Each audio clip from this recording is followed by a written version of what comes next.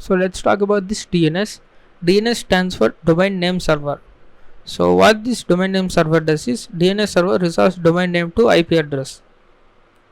So domain name, some other domain name examples are google.com, microsoft.com and azure.com, etc. So these are called domain names, right? You can access these domain names or the websites using the browser. You type in the browser google.com and you will get the home page of the google.com. But actually you need to contact the IP address of the web server and you need to get the home page. But we are accessing the with domain name because you cannot remember the IP addresses of all websites, right? You may remember one or two websites IP address name, but you cannot remember every other IP addresses. So these network guys did is they have created this DNS server, and this DNS server stores all these domain names and the respective IP addresses. Whenever you want google.com, this DNS server tells you the IP addresses of that google.com web servers. So you can just type the google.com and this DNS server gives the IP address for you, and then you will get the web server, home page. So DNS acts like phone book of websites. So if you have a phone book, you can have your friends names and you can have their phone numbers. You cannot remember the phone numbers of 100 friends or 200 friends, right? That's why you use phone book. Phone book contains the name to the phone number mapping. In the same way, DNS contains the domain names to the IP address mapping. So let's see how this DNS works. So I have the PC1. This is my computer PC1 and I want to get the home page of the google.com. In browser I will type the google.com and this browser contains some cache, and in that local cache it searches for google.com's IP address. If I am first time visiting that google.com website, then the cache does not contain any entry. If I have already typed 100 times, then the browser may cache that the google.com's domain name and the IP address. But let's assume that I am first time typing the google.com. Since my local browser does not have any cache, then this request will be sent to the ISP, internet service provider, your Wi-Fi provider, or some third-party SIM Verizon providers. So ISP also contains some cache. If even though in that cache our google.com's IP address entry is not there, then ISP forwards this request to the root server. So when you type the google.com, a separate dot is added at the end. This denotes the root server, and this root server does not know anything except it knows about these TLD servers. This TLD server stands for top level domain, and these top level domains are .com, .org, .net, and these are the famous top level domains.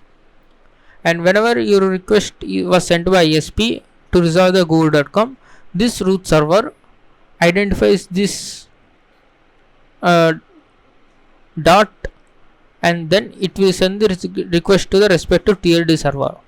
So this TLD server contains the .com TLD server, .net TLD server, and .org TLD server. So on seeing google.com, this respective google.com TLD server responses because it is .com, right? And this TLD servers, this .com TLD server tells the IP address of these name servers to this ISP.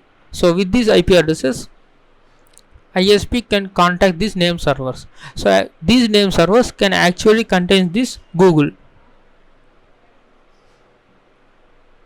So these name servers contains only the names like Google, Microsoft, and within that Google it will have respective IP addresses. So name servers on receiving the request from ISP for the Google, then the corresponding IP address in the table from the Google is sent to the ISP. Then ISP can cache in its local database or send to the PC1. So now ISP sends the IP address of the google.com to the PC1, and this computer will initiate the connection to that IP address using TCP 3-way handshake and gets the web page. So you don't see all this process when you're accessing just google.com. You just type google.com and you get the web page, right? This all process just uh, completes in a fraction of seconds. That's why you see just google.com as a one web page. So let's see, these name servers are very important for from the pen testing point of view, and these name servers hold some tables or like entries. These are called DNS records. So DNS records contain some mappings. First one is A records. As you can see here, blogs. If anyone asks for the blog, okay, these records contain this IP address, and if anyone asks for mail 01, and this IP address is fetched, and in the same way if anyone asks for mail 02, this IP address is fetched. So these are the very useful and very commonly used A records. And MX records. MX stands for mail exchange records. If any company wants to use the mail server and it have some priority 010, 0 is the highest priority, and the mail will be sent by this server because its priority is 0. And if this mail server is off or any if it went any maintenance purpose, then the next priority mail server will be used.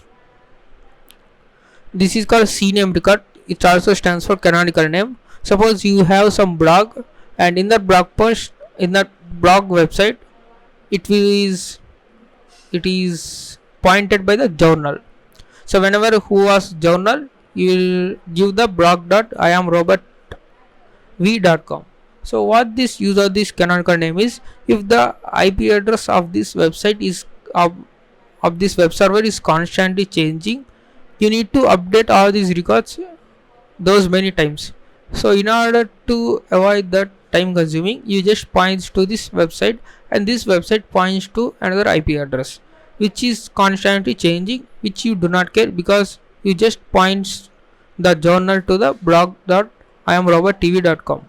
okay, that is use of the canonical name. So these are the main DNS records you need to know. And you need to know one more concept called DNS zone transfer. So you can see these are the name servers. Now my organization can have more than one name server. Suppose if I have 3 name servers, these 3 name servers fetches the IP addresses from these requests and sends to the computer. Okay, that's fine. So what the security risk lies in this name service is, if you configure these name servers poorly, and they can transfer entire these records to the anyone, right? If one name server fails, then the backup will be sent to the another name server. This is called DNS zone transfer. So if I say that anyone can access this zone transfer, I mean if anyone can access these records, these name servers can send any one these DNS records. So that is one security issue, because knowing all these subdomains and mail servers, and anyone can, it increases attack surface area, and anyone can just try to hack that.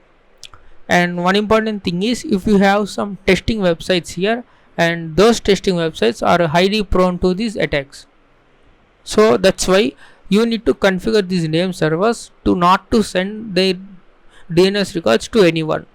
So you see this DNS zone transfer and DNS enumeration with a practical example.